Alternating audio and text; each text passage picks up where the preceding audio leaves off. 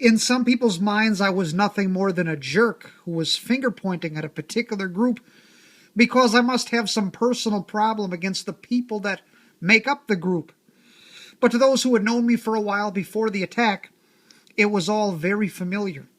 They'd heard this before. It was the fulfillment of everything that I'd been talking about for the preceding 4 years. Even to this very day, I'll be hanging out at a mall or some public place, and a person I haven't seen in years comes up to me and says, "Ever since September 11th, 2001, Dr. Shanley, I've been thinking about you. You were right. How did you know?" On that day, our job was evacuated, and we were sent home early. Since everyone everywhere was in full panic mode nationwide, every business was closed down. There was nowhere that I could go but home. I turned on the news and was surprised to see that they were actually calling it an attack as opposed to an accident. A small part of me got happy on that basis because I thought that perhaps the media might actually be responsible about communicating the truth of this incident to the American people. I saw the footage of the planes hitting the towers for my very first time. I saw the death and the chaos on the streets below. It was a horrible scene, to say the least. I was moved to tears. At that time, I was already in the middle of writing a book entitled Quranic Chaos, in which I was going to demonstrate that God had nothing to do with the authorship of the Quran. And since God was not behind it, the Quran has no authority. And since the Quran has no authority, then Islam, which is revealed in it, is by definition a false religion. It was going to be a great book that was going to wake the Christian community up to the Islamic threat that hangs over the inner city Christian church like a black cloud. It was going to teach Christians how to answer Islam and teach lost Muslims the truth of the true gospel of Jesus Christ. It was in my original plans, however, to only address the doctrine of jihad in one paragraph or two. I wanted mainly to stick to the tons of errors in the Quran and other categories, be they history, grammar, as Muslims claim it's written in perfect Arabic and it's not, theological errors, etc. But after this event, it became necessary that I put out a writing about the issue of jihad all by itself. In other words, dedicate a whole volume to just that subject for the purpose of educating people who normally don't deal with issues of theology and comparative and world religions. The real need for my authorship of this book did not come actually from the attack in and of itself per se. It came from President Bush's and the media's and the public school system and the secular universities' irresponsible handling of the truth of the motivation that actually fueled the attack. What was the attack against America which took place on September the 11th, 2001 really all about? Do you have the courage to find out? If so, then enjoy reading this. May it open your eyes to the truth and may it motivate you to take action in order to prevent other attacks of the same size against our beloved nation that are coming soon. Brian James Shanley, Minneapolis, Minnesota, 2002. Chapter 1, Seen Coming a Mile Away. God protected me from accepting a lie. In 1997, I was solicited by a Muslim and invited to accept Islam as my religion. I got excited to read everything about it that I could get my hands on. I even attended a meeting at the University of Minnesota called Muhammad in the Bible, Jesus in the Quran, given by my great Muslim friend Hisham. I was fascinated by the apparently strong case that was made for Islam to be seen as the truth from the true God. I did some hanging out in the Muslim community right here in Minneapolis on my very own streets. I ordered some literature by Ahmed Deedat, a well-known international Muslim scholar, and it was mailed to me from a mosque in New York. Over that stretch of time, I got a truly good look at and considered very strongly the religion of Islam. I had the opportunity to learn things about the religion that the average person not only doesn't know, but doesn't even care to know. Through it all, though, God's hand was upon me protecting me from receiving the message of Muhammad. It never did sit well with me for some reason. In 1998, after much research and truth-seeking, I went on to accept the truth from the one true God of the Bible, and I became a Christian. Then he called me to answer the lie. Going forward, my brief flirtation with the religion of Islam from years past would always stay with me and would always remain a part of me. You see, I learned some horrifying things about Islam and Islam's plans right here on the North American continent. I had learned that they have a time deadline that they're working against, a goal that they're trying to achieve by a certain targeted date. It's their goal to make Islam the dominant religion in as many major American cities as humanly possible by 2013. The idea is that if they can conquer the urban areas first, the suburban, or as we call it, the suburban areas, will fall nice and easily, as people in the suburbs tend to follow the cultural trends that originate in the cities that they surround. I also learned that once they became the dominant religion numerically in our land, they wanted to use that numerical majority and that majority status to introduce changes in our system of government and ultimately change everything about life as we know it here in America. They just have to become the majority numerically first. And so from 1998 on, I began sounding the alarm, letting people know what I had learned. I told Christian pastors, I told lay people, I even told non-Christians and people in non-Christian religious and philosophical systems. Basically, I warned anyone who would listen. I let people know that war had been declared on America from within. The average person walking the street to and from work every day did not know it, did not even care about it. Matter of fact, it sounded too far-fetched when I told them. It sounded too negative. It sounded too mean. But their desire to ignore the problem did not magically make the problem go away. We were sitting on a time bomb, and I felt I was one of the only people that knew it. The warnings were rejected. The average Christian was involved in a church that was asleep spiritually and did not care. They were too busy planning their youth group's next bowling trip or the next church picnic. The average layperson was busy trying to fall on the floor and shake violently like a fish out of water, thanks to an out-of-control charismatic movement that had people looking for God in all the wrong places. They were too poor to go into ministry with me to answer the Islamic threat because they had given all of their money to some of the quote-unquote preachers on television, waiting on a blessing that they had been deceived into believing that God somehow owed them. Most people were so focused on the quality of music being sung from the choir microphone that they had stopped caring about the quality of the preaching being spoken into the preacher's microphone. Pastors were too busy preaching messages about women wearing makeup and kids seeing the wrong movie. Many were irresponsibly sucked into the Y2K sensationalistic hype of 1999 and even preached sermons about impending disaster as a result of it changing over to 2000. What a shameful and embarrassing portion of Christian church history that I had to witness before my very eyes. No matter who I was talking to, with the exception of a few scattered individuals who actually believed me, most people thought I was a paranoid nut. I did get a few who would listen to me for laughs, or some who would listen for entertainment, as though I were a fictional storyteller and was helping them kill time. Some people thought that I was this mean racist who simply had a problem with people of Middle Eastern descent, or with the Somali population of my very own city, Minneapolis, or with other groups that the secular world would label as minorities. But very few people actually took my work seriously before September 11, 2001. God finally sent me a co-laborer.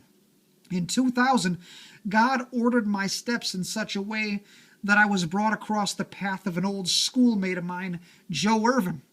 Joe and I teamed up and We decided that if Islam was seeking to become the dominant religion in every major American city, it was going to have to get through us before taking the twin cities of Minneapolis, St. Paul, and Bloomington. Thus, we spent all of 2000 and all of 2001 warning people about Islam's astounding growth and about some wild plans that Islam had for America. We told people with all seriousness just how urgent things were becoming. A warning letter from Dr. Bob. Every Christian who's a student of the Bible has a favorite commentator or a favorite author. I'm no exception. Mine is Dr. Robert Morey. I will mention him again later, but for now, let me just say that he's the founder of Faith Defenders out of Orange, California. In or around February 2001, he sent out a letter, an appeal letter, to everyone on his ministry's mailing list. I'm sure Dr. Morey won't mind if I reproduce an excerpt of it for you to read. This was a chilling warning and a call to action that moved me personally. He had just, in the paragraph before this one, described what it had been like being a Bible college student back in the 1960s. He'd just finished telling about how the urban missions conferences he attended as a teenager inspired the crowd to go out in the name of Jesus and be an effective witnessing tool in the hands of God. Then, in contrast to those events that motivated Christians, quote, this last month, a different student conference assembled in Islamabad, Pakistan, but instead of a few thousand students gathering to celebrate life and salvation, over 200,000 students from all over the world assembled to celebrate death and destruction. The keynote message was given by none other than the international terrorist Osama bin Laden. The most wanted terrorist in the world, bin Laden challenged the 200,000 Muslim students to dedicate their lives to committing acts of terrorism against the great Satan, America, and other Western, quote-unquote, Christian nations. In other words, you, your family, your church, and your nation were marked for destruction by bin Laden. Bin Laden's speech inspired the next generation of suicide bombers and assassins to jump to their feet in applause as they committed their lives and fortunes to a jihad against the West. The excitement and joy were overwhelming. What should concern you is that these students represent the next generation of leaders in Muslim countries. They are the educated, the well-to-do, who have the time and the money to commit themselves to terrorism. What should also concern you is that there were American Muslim students who attended this terrorist conference who committed themselves to destroy America. They are a ticking time bomb in the heart of this country and can be set off by bin Laden when he is ready to start a wave of death and destruction. From this, close quote, from this letter, it was apparent to me that Dr. Morey had gotten the inside word that Islam was going to do something from right here inside of America.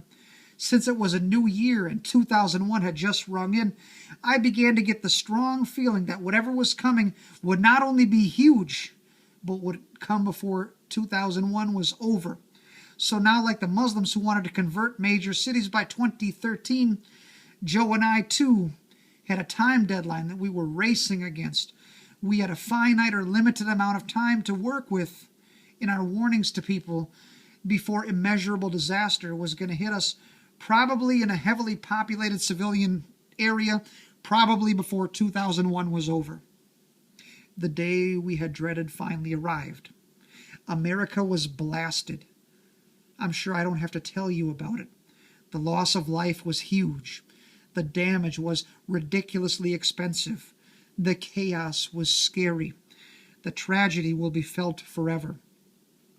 Those in power rushed to put blindfolds over the eyes of anyone who would wear them. The media and the government got together as a tag team to make sure that you and I, the average citizens, didn't receive enough information to be able to panic. People were steadily indoctrinated to believe that this act of terror was done by a select group of people, and once they removed this select group of people from power in Afghanistan, life could go back to the way it was before here in America. The trick is older than dirt.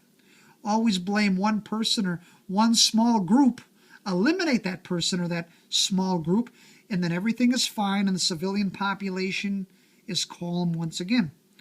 Our government either cannot see the truth, will not see the truth, or thinks that we, the common people, are like children and could not swallow the truth, so they'll never give it to you. That's why the authorship of this book became necessary. The truth is that we can never go back to how things were before that fateful day. As a matter of fact, even before 9/11/2001, I never thought we were safe or invulnerable from an Islamic attack to begin with. It had been building for a long time, and I was not alone in feeling it coming on for years before it actually took place. The wrong national approach is being used. Going over to Afghanistan with our armed forces to wipe out the small group that the government and the media have scapegoated will accomplish nothing except using the greatest military on the face of the earth to slap around and conquer a small nation that's about the size of Texas. And it's not going to eliminate the problem. You see, there cannot be a political solution to the problem because the problem is not political in nature. The problem is actually spiritual. And since today in 2002, there's a universalist commander-in-chief running the show, and I know I'm stepping on someone who believes Bush is really a Christian, no one in the national power structure is even in a position to know how to properly respond. They're choosing to ignore the truth that the problem is not terrorism in general, but it is Islam specifically. Islam is the motivation of the terrorism. Until we see that, we will continue to chase our tails and wonder why we didn't see the most recent attack coming. Yet we'll still want to give off an appearance like we know what we're doing and we've got it all under control. Who knows what we'll do after we clean house in Afghanistan? Will we begin to mess with Iraq? Pakistan? Who knows? Nothing would surprise me except if we actually did what we need to do. That is what would surprise me. Our national leaders seem to want to pin the attacks on anything or anyone other than Islam. But the truth is still the truth, whether it fits into our national political correctness movement or not. And for some reason, right now our leaders are not accepting the truth and are fighting the wrong enemy. This is not Vietnam. This is not Korea. This time our enemy is not in some other country. Our enemies are right here. And they're showing up onto American soil in large numbers every single day. Going over to other countries to look for the enemy is not going to help us because their soldiers have already landed on our soil. We just choose not to see them. This is not another 90-day wonder book. After the attacks happened, I watched in disgust as Christian and secular authors alike jumped on the Islamic bandwagon and began to flood the market with all kinds of literature. But this was after the attack, mind you. Beforehand, when I was trying to warn people ahead of time through Bible tracts and through word-of-mouth evangelism on the streets of my town, nobody wanted to hear me. Now that what I've warned about has actually finally taken place, it's suddenly the in thing to talk about. It's suddenly the hip subject to know something about. People like the late and great Dr. Walter Ralston Martin, or Abdul Salib, or John Ankerberg, or Robert Morey, and others had been on the mission field witnessing to Muslims for decades beforehand and even before I was born. Dr. Morey, for example, had already debated the biggest names in the Islamic academic world and exposed Islam for what it really is. These people are heroes of the Christian faith, and they're the true confronters of evil. After the trend followers have moved on to the next big issue and the next money-making scheme book, these real soldiers are going to be right here, still continually dealing with the ancient enemy of Christianity, the ancient enemy of freedom, which is Islam.